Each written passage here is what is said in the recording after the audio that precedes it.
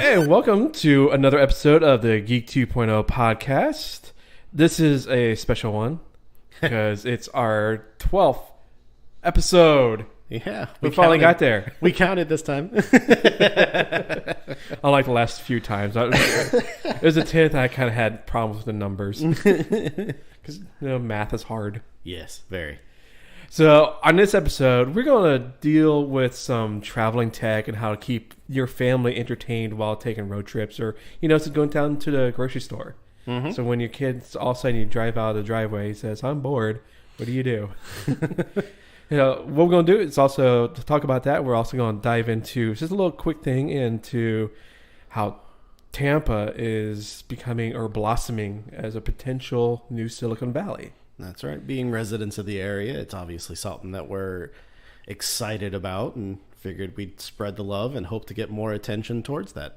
Yeah, so I know there's probably a new Mark Zuckerberg and then Tim Cook and Steve Jobs around here somewhere.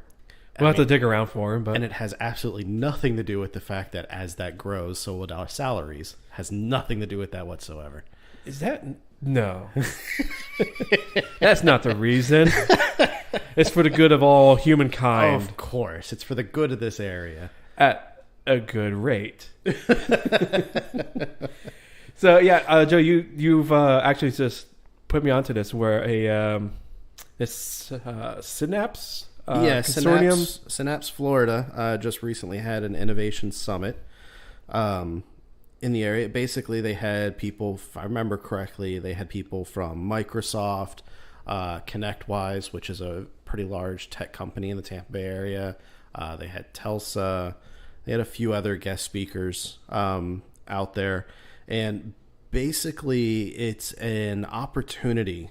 Basically, what they were holding was an opportunity for investors to find top talent, experience with the cutting edge businesses and technology that are in the area, and bring together all of the pertinent people. You know what I mean? Like, I was saying the talent, the investors, the movers and shakers, companies that are out there, and to kind of open everyone's eyes to what is in the area, the small to the large, and for the large companies to be able to help out the smaller companies and what they did to get the talent into their business and, just tips and stuff like that. And the whole point is not to stop looking at it from a competitive standpoint and look at it more from a cooperative standpoint, because like we said, the more that comes here, the better it is for everyone. Yeah, because right now there are a few tech focused companies out there in the state, especially around the Tampa area. One of those is a lot of web hosting, but a lot of the problem is that when people think of Florida, what is the first thing that pops into your mind? Elderly. And Disney. Sometimes the two coexist. Yeah. But yeah, sometimes people say, oh, that's Florida, that's where you go to die. Yeah. Nothing comes out of Florida, that's great. The afterlife's waiting room. Yeah, there you go. Florida man. Oh, good old Florida man. But yeah, it's just one of those things. It's like, it's where the state of Florida is, after so many years, past 30, 40 years, there's no innovation. Except for NASA. We'll claim that.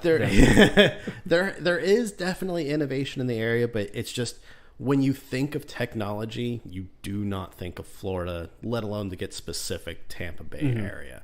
But there is, we talked about it actually, if I remember correctly, we talked about it on the episode with the alternate reality gaming. With Leap. Yeah, there was the Magic Leap that's, I believe, more closer to the Miami, Fort Myers area. Yeah, I think you're right. They're South Florida. Yeah, but still Florida. And then, like we were talking about, there's the companies that are based out of the Tampa Bay area. Actually, there's the company that I work for, Tribridge, which was just recently acquired. But so there are big tech companies in the area, but unless you're in the industry, you don't really know it. So when you think tech, you think Silicon Valley. It's just the default answer for that's pretty much where everything has come out since the internet has arisen. Well, since internet's been a DARPA project, but Silicon Valley was more of the free thinkers. Like, I don't want this to become like a military contract. I want to do what I want to do to help better myself and fellow humans. Yeah. So they went to California, the land of the free. Yeah.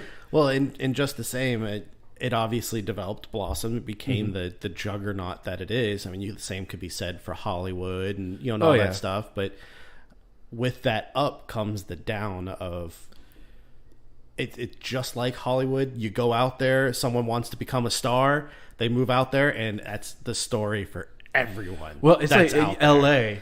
The whole city is, you can throw a rock and hit 20 screenwriters, wannabe actors. Yep, and that's just on before the first bounce. Yeah.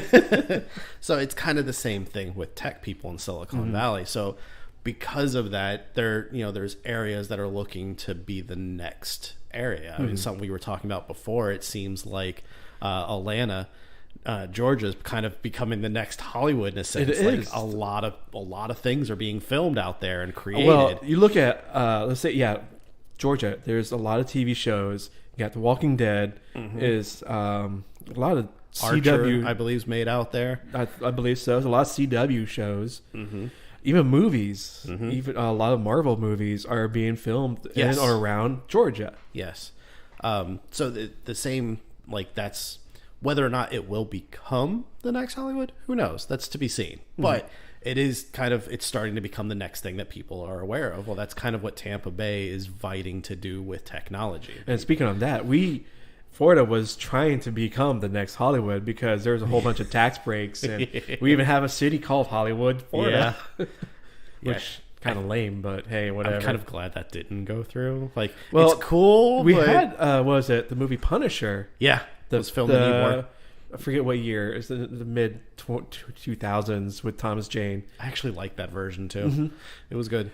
But it was filmed on locations around Tampa, Florida. Tampa and based Ybor. within the city. They had Old Tampa Theater, I believe, was in there. Yeah, and the beer can building was the final, spoiler alert, the shootout.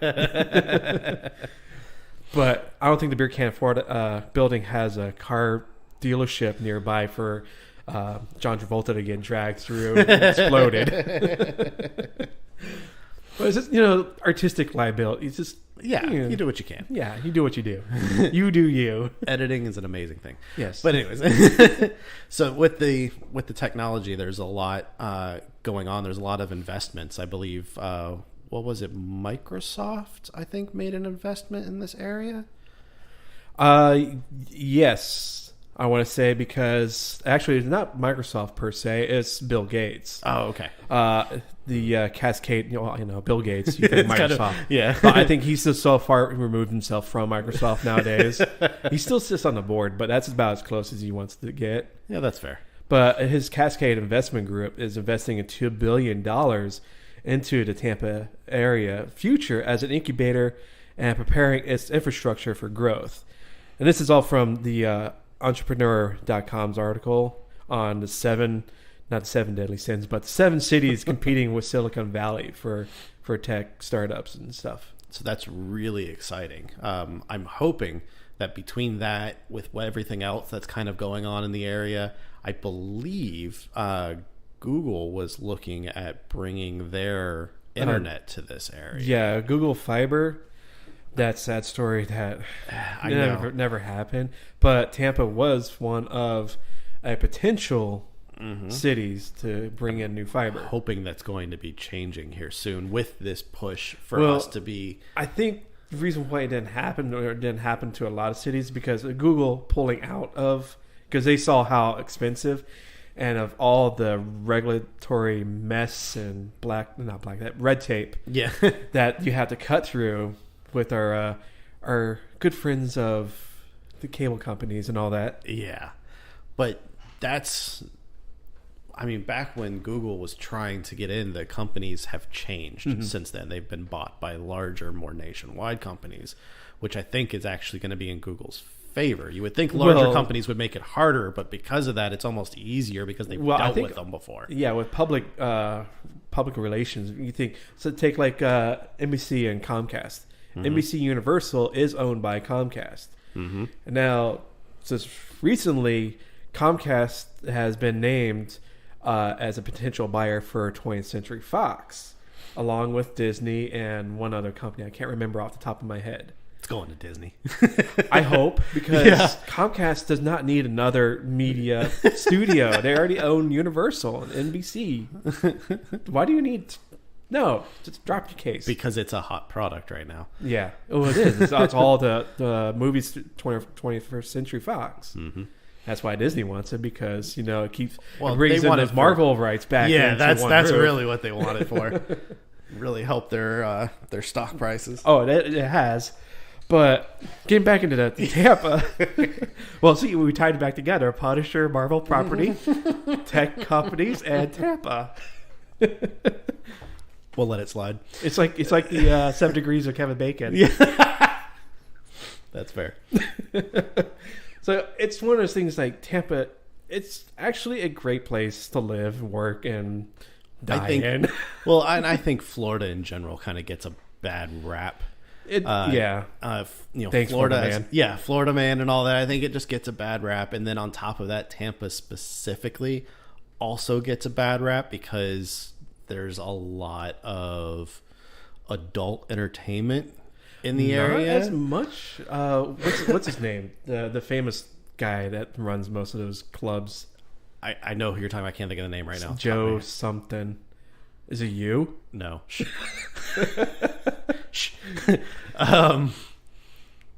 It's I keep thinking of names and I know his wrong. Face. He's a famous celebrity around here. Yeah. Along with that one, Bubba the Love Sponge, but oh god. But yeah, so I mean, we are not the top. A lot of people don't realize this. They assume we're the top, but we're not. We're like second in adult entertainment in this area, between strip clubs, porn stores, all that stuff. But there's another location north somewhere that per capita technically has more. It's the only reason that we're not, but it gives us a bad rap. You know what I mean? Between the Florida man, like it's either like there was another thing. It's like, was it Florida or Germany? When something crazy happens, it's either in Florida or Germany. Yeah. So between that, the adult industry, there is a lot of bad rap. So that's another reason why I would really love for us to become that tech, and you think the next Silicon Valley. It would really help the image. Disney, I mean, all their innovation they do with their theme parks and stuff like that. The problem is that tech-wise, it seems to be kind of, when they do something, it's considered Disney. It's not considered Florida. True. That's the only downside with it. Well, they are their own like city within the state. They really are. Yeah, Reedy Creek and all that. They might as well have a wall around them. This is actually turned into a Disney podcast, so we've recently been bought. You are now part of the Disney Corporation. But let's go ahead, jump into our main topic. Yep. Now, what do you do? Let's go back in time. What did you do on family vacations? Well, if we're going way back, like 80s. To the dawn of time. When I was a kid, I actually had a... it's not a board game, but it was a travel game that you'd bring with you. It was... I want to say it was maybe like a 5x5 square. Okay. And it had in each, it was like cubed. And it was like 5x5, and then each one was a 1x1 cube that had pictures on it. And it was like a Connect 4. Okay. But it was a, like, as you're traveling down the road, you see a stop sign. I see. You take the stop sign picture and you'd flip it to like an X. Okay. And you would it's like playing that game, but you actually have... it's a good rule set, so no cheating. Yeah. But it was like me and you would compete against each other in the car, and if I saw something and I had the picture for it, I could flip it over, and the first person to all X out their thing won. And it was a way of keeping the kids quiet because they are busy looking out the windows and trying to see if they had the picture. What mean looking out what windows? Yeah. No, we're gonna be face deep into a device Nowadays, yes. nowadays. That's what matters. But that's what I had as a kid. It was a lot of fun. I enjoyed it quite a bit. Yeah, it's just think times have changed. Like with anything, any generation. Sound like old men now. In my day, We are. speak for yourself. I'm a young man. You're older than me. Stop it, you. No, I found a fountain of youth. It's in Florida. Excuse this call. Florida man showed me the way. Oh, jeez. So, I mean, there was those, but then obviously as technology's changed, you started getting TVs in cars. And Yeah, I think the first time it was not the wagon, but the big van with the TV. Oh, the big like Econoline. Yeah, that was the first time seeing like this entertainment type. Had a literal CRT Big, box, heavy, but it was only like maybe a 10-inch. but still. Oh, it was still big and heavy, but it was sit- like you a could sit 10-inch in your screen, car, in your seat. black and white, maybe I think color. It was color. It was a very good color. Yeah, it's it not was. like in the tracking. If you it had a VCR.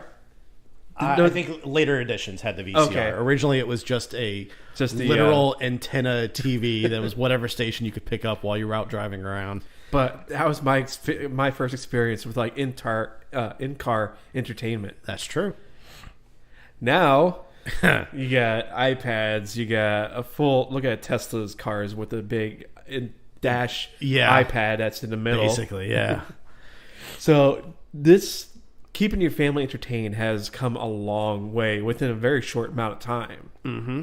Absolutely. And then the most difficult part, or I shouldn't say the most difficult part, because even that's starting to change, is how you access that entertainment because you're out on the road. You know what I mean? So you could use your phone. You could do a hotspot off your phone if you have signal, depending on where it is. I don't know what carrier you have. Yeah, exactly. Or you could buy a dedicated hotspot. That's all that it's there for. But if you're buying that, you got some funds, because that's going to start getting expensive when you got, let's say, 5 devices sucking down internet from Absolutely. 4G, because you're still paying for the data on it, and again, it's not cheap. No, and you still have to have signal depending on what it's at. So then you go with: do you stick with the carrier that you're currently using? Do you go with a different carrier specifically for the hotspot? What kind of deals you can get for? Hey, if you move your plan over to us, Yeah. we can. We'll throw in this hotspot for you for free. Yeah, Or for a low cost of whatever. Yeah, just pay an extra $40 a month. So I mean, there's that, but now the automotive industry has been catching on to that and have been putting hotspots built into the vehicles Which is themselves. a good and bad thing. Again, yep, absolutely. There's always pros and cons with everything. Because what was it? A year or two ago, it was a group. Not even students. I think it's just 2 guys successfully hacked into a car, a Jeep. I forget what make and model it was. Yes, I know what you're talking about. But basically, I think it was a Grand Cherokee. Yeah, it was a Jeep. Basically, had full control of the vehicle. Oh yeah, literal full control. Yeah. They could stop the car. They could turn the radio out, the wipers going. Absolutely, but they could literally hit your brakes for you because of all the technology with the collision detection and brake assist and all that stuff. All that's computer controlled, and that's not from sitting in the car. That's going over the internet through the car's hotspot. Yes, because there was an issue between there was no secured way that it can talk to the internet how it was designed. Correct. I believe actually we touched on this before, but I can't remember now. 12 episodes. I think, wow. Yeah, it's been so long. But nonetheless, I mean, again, from the travel side, without getting into the scary security side, no fear, panic. There is, a lot of good that can come out of that, to be able to connect your kids, whatever they want to connect, because everything now can almost connect to the internet. Yeah, pretty much. I mean, we have devices that are 100 times more powerful than what the Apollo missions had, Oh my God. or even think of at that time back in the 60s. Yeah, absolutely. These are like basically like supercomputers in your pocket. Absolutely. Yeah, some are bigger than you can fit in your pocket, but that even has more storage capability. And it depends if you're wearing Jinkos or not. Well, who wears Jinkos? No, I'll take that back. I did see someone wear Jinkos the other day at a Subway. They're coming back. They are. This wasn't. This is like probably a person in our age who probably wore Jinkos back then. Yeah. So, I can buy Jinkos. I kind of miss them. They're our generation's bell bottoms. I know. I don't care. Anyways. That's another topic. Yeah. Fashion. Oh, Geeky fashion. Noted. Right Look out for a future episode. But I mean, there was just recently, I shouldn't say just recently, it was actually a little over a year ago, went on a road trip. We actually rented an RV and went driving around, and that was actually a ton of fun. But it brought up that there was a lot of technology that was needed and missing from our trip. We were fortunate enough that we had a friend that was joining us on the trip that had a hotspot that we were able to use, which definitely came in handy. We used a Roku that we plugged into the TV, so we were having all kinds of entertainment. That's cheap too. That or a Chromecast. I mean, well, Absolutely. Roku I think would be better than.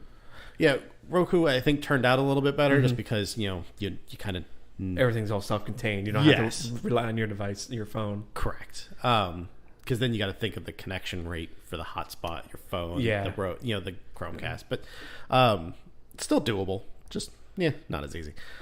So we had the Roku, which gave us the Netflix and all that, but The important essentials. yeah. But the thing that we found that we were lacking that I didn't really think of, because again we were in an RV, was GPS. Again, you have your phone. So, like, we were using Google and Waze and all that.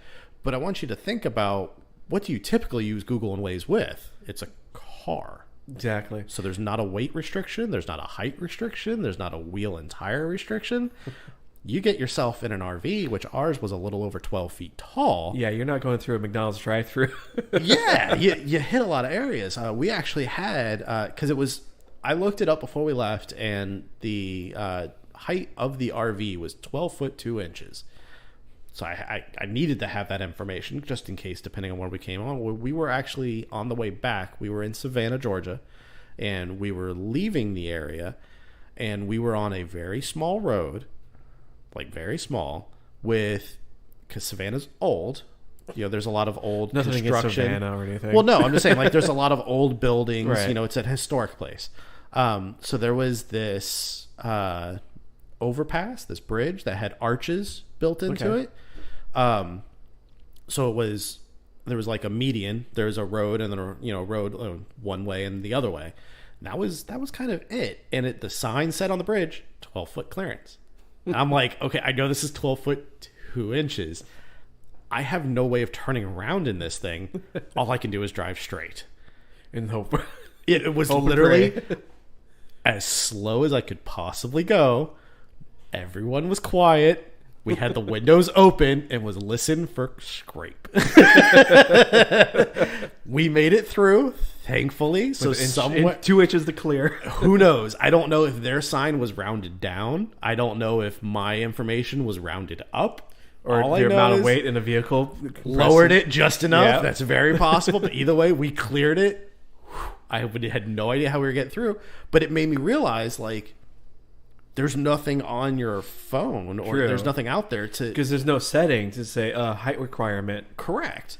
So I had just within the past month found out recently that there are GPSs out there that are specific for RVs and or truckers.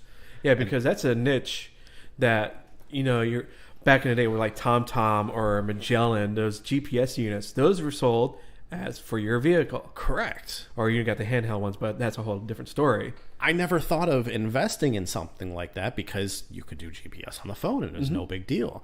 But there's like a lot of the truckers use what's called a Garmin diesel. Okay. And that's And it has that it's height requirement specific for and it's okay. you put in, that your 18-wheeler basically, even if you're an RV, you put in 18-wheeler because it'll have the clearance rate and it'll take you on roads and interstates that aren't going to have those weight restrictions or tire restrictions and will allow you to So you don't become that guy that you see on the news. Some trucker drove underneath an overpass, got stuck, blocked up rush hour traffic for hours. But that was again, something that you learn the hard way in a sense. Well, yeah, thankfully I didn't have any issues. Well, unless you drive trucks or you do this for a living, you don't really think about it. Correct. And especially if you're going on like a family vacation or just people going out. And the part about it with the RV is that there's no license requirement for an RV. No. Whereas there is for, an actual 18-wheeler. So because there's not, it was just another piece that did not flag in my mind that I needed to have special navigation equipment. Well, it's just like, go out and rent a U-Haul. It's the same, almost the same thing. You don't think in the back of your mind, I need to worry about, because they have the sticker. If you look in the rearview mirror on the side of the truck or the U-Haul, there's your size, your height requirement. Mm-hmm. And I guess probably like majority of the people don't even know that sticker is there. Yeah. Or know about, I am not driving my F-150. I'm driving a 12-foot, 13-foot high truck. Yeah, and just don't think about it. Or they're like, I can clear it. There's no problem. They route down. There's plenty of space.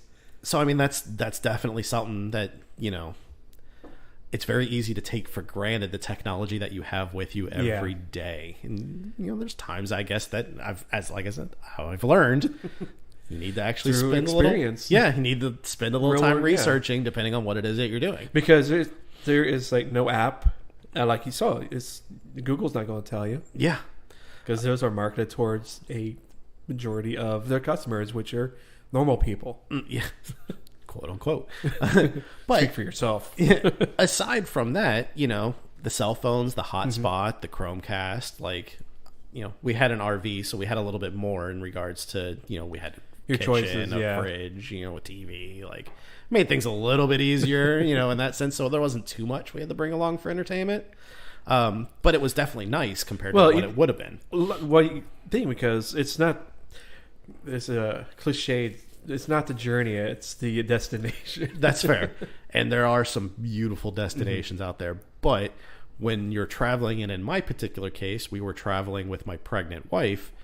Anyone who's had a pregnant wife knows how many times they have to go to the bathroom.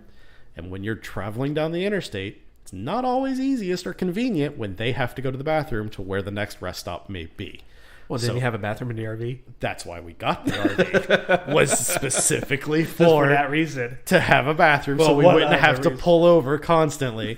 And while we were looking for RVs, because like I said, we rented it. Mm-hmm. While we were looking for RVs, she came with us to see if, while we were traveling down the road, because they collapse. Oh, yeah. So you have to be able to still access the bathroom while it's collapsed, and you don't have all that extra room of being expanded while you're stopped. So we had to find one that had a door that could open wide enough that she could get in and use the restroom while being pregnant, because she was far along at the time. I don't say it was like maybe 26 weeks. Yeah. So it was getting there. She had a nice little belly bump. So we had to make sure that we could get the right. So that was why we did the RV. Now you're going to be going on a trip here. Yeah, soon. We're actually going to be driving out to Yellowstone in the end of May. Okay. And actually, it's going to be a nice, interesting. It's a 2-day trip driving. We did look at flights, but the flights are so expensive going out to the middle of nowhere, Yellowstone or Montana. Yeah. It's like you can get cheaper flights going to Vegas. I'm actually surprised that it's a 2-day drive. I thought it'd be longer. No? Well, if you go continuous. Oh, so okay. We're 48 hour drive, but it could take you 4 days if you're taking it at 10-hour days. Gotcha. Yeah. Okay. Yeah, we're rotating driver. If we do get tired, we can use an app called I forget, it's like hotels something on the app where you can find where you're at, open hotel reservations, and get it right there and there instead of pre-planning. That's pretty neat. I didn't know. So in case everybody's tired, we don't want to drive anymore. Okay, what's around? And you might pay a little bit more, but it's safer. Oh yeah, absolutely. So we're going to be going. We already got everything planned out. Taking a trip through a car, or renting a car, because we're not going to take our vehicles. Okay. Leasing our cars. That's going to A lot of mileage. So I can see the turn and be like, what's all these miles for? Yeah. So we're going to be doing that, and I'm relying on Google Maps and be saving all the states that we've been passing through. So in case we do have issues with internet connection or cell connection, at least we're not out in the middle of nowhere and stuck. Stuck pretty much. Have you thought about getting old school and getting a Rand McNally? I had, back in the early 2000s, it was a Mayo GPS. It was one of the things that I was so excited. I went to Office Depot because the map updates are here. You got the CD and it had to install it on the way to work. But you're not going to go with an old school paper map? We do, actually. My mother did. I had get through AAA, the whole thing with the booklet that has that leg of your journey on each page, and a big paper atlas, big paper atlas. I bought one of those when we did our RV trip just in case. Just in case. So it's one of those things, it's like you can't really... Technology, yes, it's all awesome and great, but you can't really rely on it all the time. And depending on where you're going, it's all about having signal. Well, especially in Yellowstone. Well, it's getting better as time goes by. We're getting, the signal's getting out there. They're more the coverage maps that you see them fight over. Yeah, but you don't want to rely on those. Correct. Those lie all the time. Oh God, yes. And like you were saying, you're going, especially between here and there, you're going to hit some of those dead zone areas. Oh yeah, I can see. Majority of it is after we leave. I think St. Louis, because it's going to be going through like Dakotas and just like the flyover states. Yeah. But even then, between I think we go through Tennessee.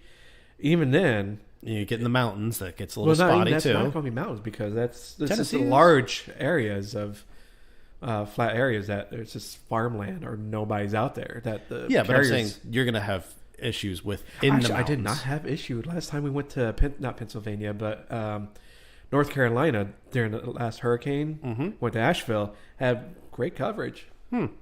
T-Mobile is awesome, and I do like T-Mobile. Yes. I will give them that. But when we did our trip, because we went to Atlanta because we wanted to see where they were filming The Walking Dead.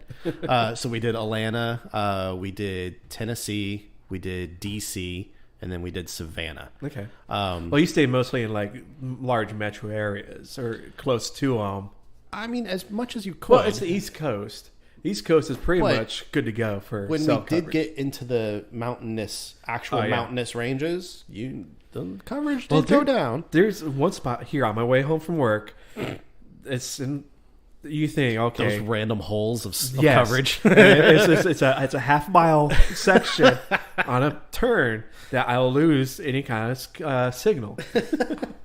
There's a middle school near us, Carwise, that there's a neighborhood right in there. Yeah, it's a small little 150 feet section. It's where the signal drops to 1 bar and then goes back up to LTE. It's just that one little why?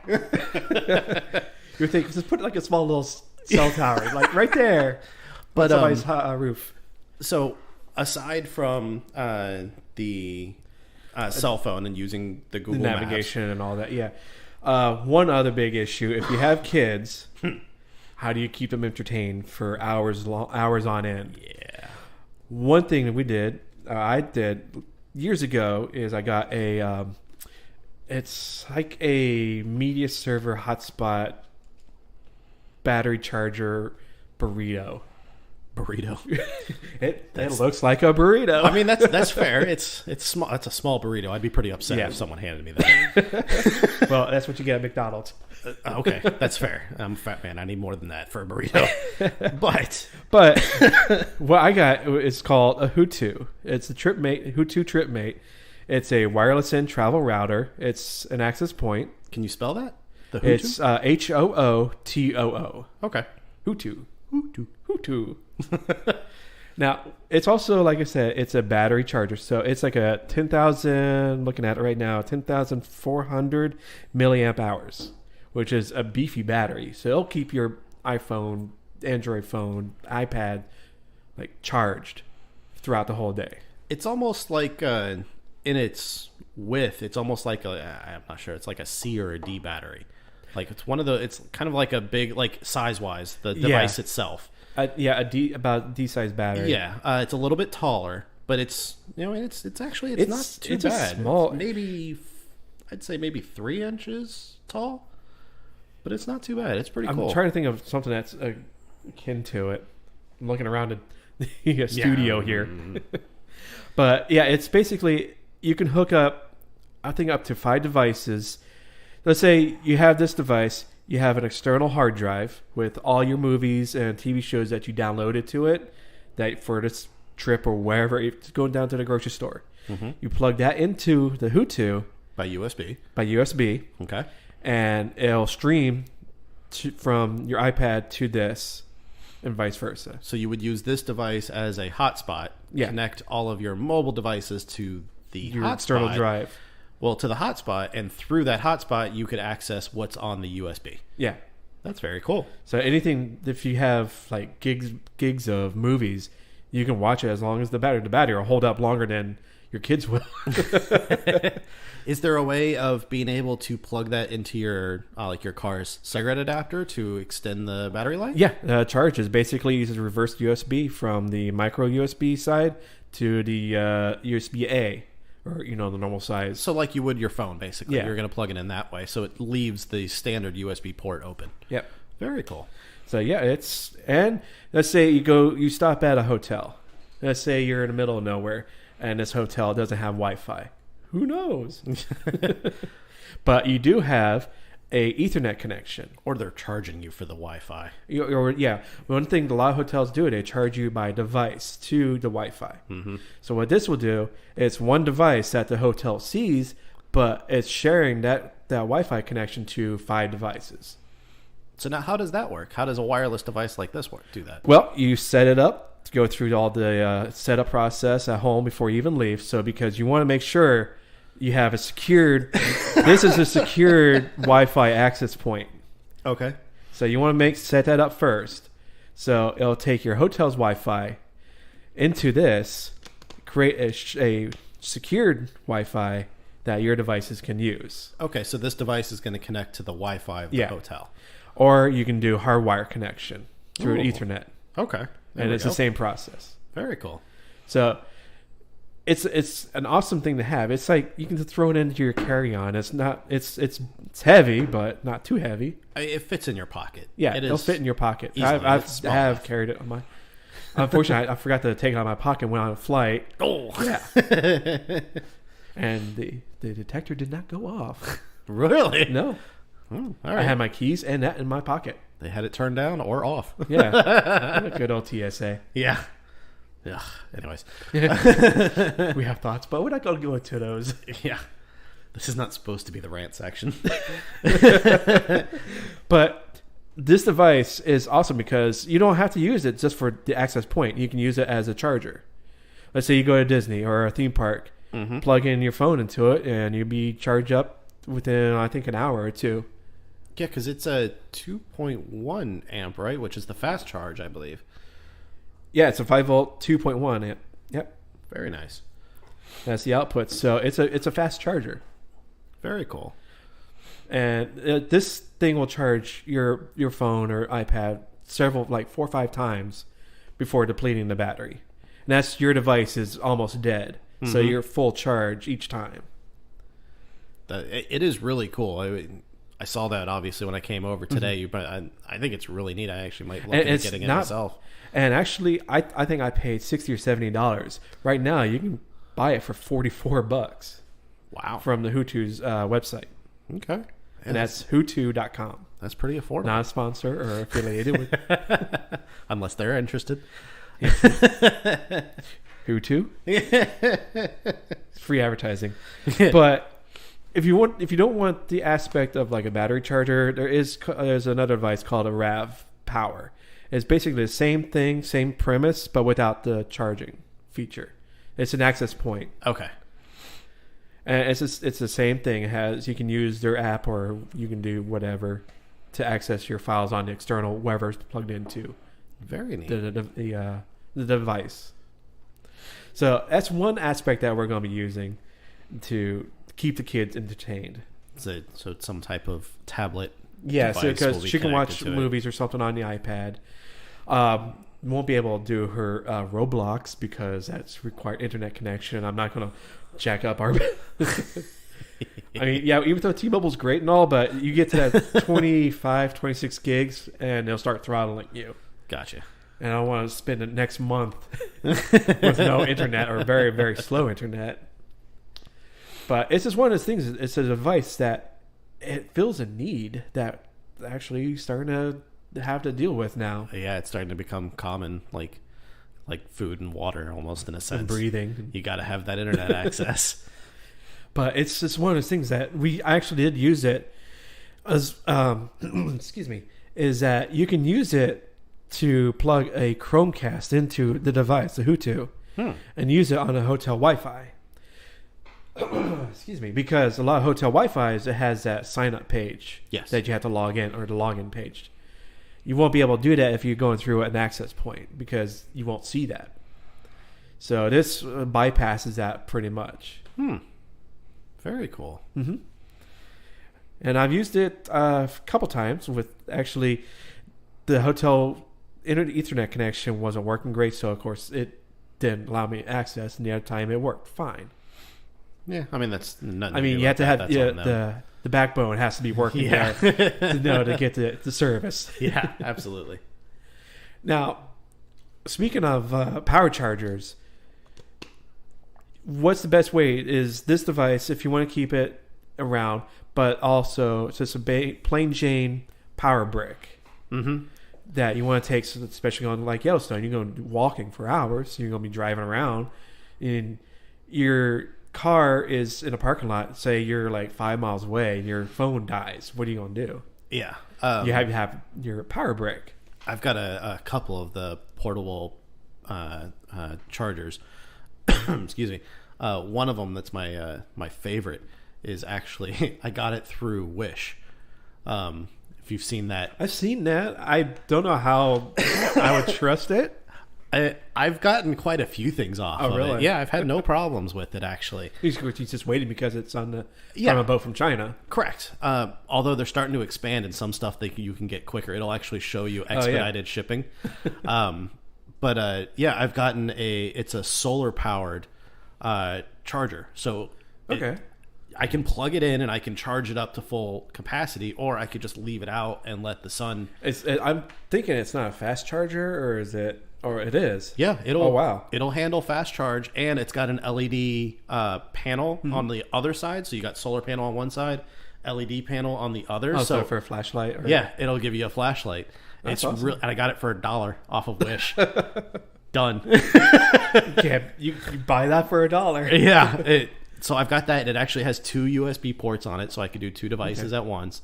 And I've got a couple of them. It's a little big, but it's not horrible. It's about the size of a cell phone. I've seen some of the solar chargers. A lot of reviews aren't great on them, but I think because that's what my bias was like. Oh, is it a fast charger? That's why I asked because a lot of them were the old slow charger would take you like 8 hours to fully charge or whatever. Yeah. Now another thing I saw is the campfire chargers, where basically it's using you're burning stuff to create fill up a battery because it's taking a thermal energy into electrical energy, and you're charging your battery off of that. Okay. Does it still give you access to the campfire? Well, it's like a is it self-contained? It's like a big can of beans. Okay. Yeah. You put the wooden stuff inside, close it up, and you'll burn it. Okay. And that thermodynamics of burning whatever. Gotcha. It changes it. And so it's not something that you would put over like. Oh no, you're not putting your phone into a bat. Well, not the phone, but let's just say let's put a lithium ion battery into a campfire. I'm picturing like some type See of what happens. Panel or something that you would put over. No. Okay. Yeah, it's like I said, it's like a can of beans size. It's a self-contained fire. If you're trapped somewhere, stranded, or long walks on a beach. So you're not going to be able to charge something and cook s'mores at the same time. Well, you probably could. You just have to put the s'more on top of a plate. Oh, jeez. But no, it's the many things that actually are out there. We're charging your stuff. I was just now imagining s'mores just leaking all over. Thanks for that visualization. You're welcome. Just the chocolate dripping all over your phone, your device. Yeah, it's all tasty though. Hey, that gets weird. So yeah, it's so many things actually now that can help you if you're out exploring nature and enjoying. Yeah. Actually, I'm not going to say totally unplug, going fully analog, but well, it makes the transition a little bit easier for. I think our generation could unplug if needed. Yeah, but when you're thinking of kids that this is what world they've grown up with. Yeah, it's the world that they know. For them to unplug, it's like, oh, it's a tree. Oh, it's another tree. Yeah. Oh, look, a stone, a pebble. I'm bored. I don't know why, but that just really frustrated me. It's like we're still in the parking lot. So I that's something that's going to be different with every kid, every family. Mm-hmm. You know what I mean? The ability to unplug or not. But even if you don't, or you live through the camera on your phone, let's say, you view everything through that. Through Snapchat and whatnot. Yeah, it's the Insta, as the kids would say. Oh my God. Just die a little every time. Watch people die. It's just...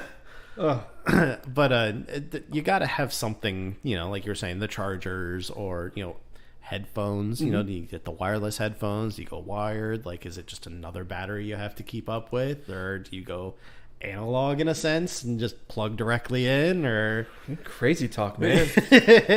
Wireless.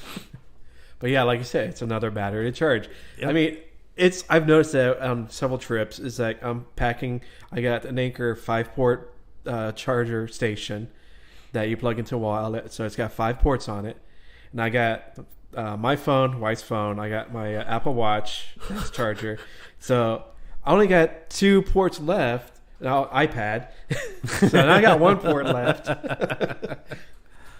for miscellaneous whatever. Mm-hmm. So it's either headphones I have to charge, or I have to decide either headphones or somebody else's phone, or if they have the correct wire.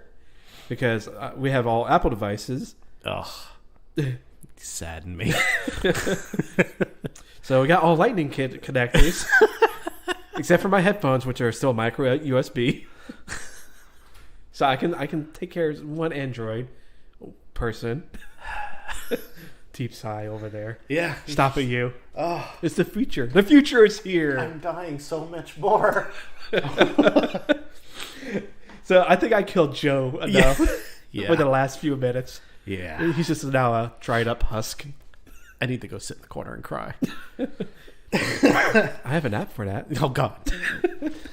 Would you like to use my Apple iPhone? No. So what would you guys recommend for any type of travel devices? Anything you've used or seen? Have you heard about the campfire? No, I shouldn't call it campfire because that connotation, you thought. That's why I was like, oh, okay. The burning stuff charger. New slogan. Man. Burn stuff. Charge phone. Yes. This is why we don't do PR. Yeah, I can see it now. You walk through Walmart, the burning stuff charger with the Geico caveman there. But yeah, if you got any ideas or anything that you've used yourself, mm-hmm. It's a good, bad, and this is the best thing ever since sliced bread. Let us know. You can email us at our email address that you'll see on here at the end of the show. You can also get in touch with our Twitters. Mm-hmm. You can ask at Geek20 Podcast at Twitter. And we just recently created the Instas, didn't we? The Instance? Yeah. Didn't you just create the Instagram account? Oh, yeah, Instagram. The Insta. Yeah. Sorry. Come on, man. You got to get with the kids. No, I don't. Yeah, I think we have just got with the program with Instagram, And you can find that. It's at the same thing. It's Geek20 Podcast. And you can hit us up with a like and a follow on our photos. I haven't really done much. I posted up like some random office stuff. We'll get there. We'll get there. There's 3 photos up there now. It'll expand. So you can share us your Instas. Yes, absolutely. See, I'm getting hip with the kids. See? Instas. Snap me, man. Find us on MySpace.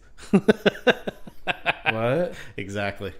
Tom never let you down, unlike Mark. So as this train has fully come off the rails. Yes, yeah. We'll go ahead and close out the show. I want to thank you again for listening to the Geek 2.0 podcast. And hit us up on the Instas. Yeah, we'd love to hear from you. And if you know somebody that is looking for a podcast to listen to fill in their 30 minutes to an hour of their drive, let them know. Yeah, please. Share the love with everybody. All right, so on the next one, that'll be episode 13 next one. Yep. We'll start season 2. Yeah, season 2 is coming soon. The Electric Boogaloo. All right, so I'm Josh. I'm Joe. We'll catch you on the next one.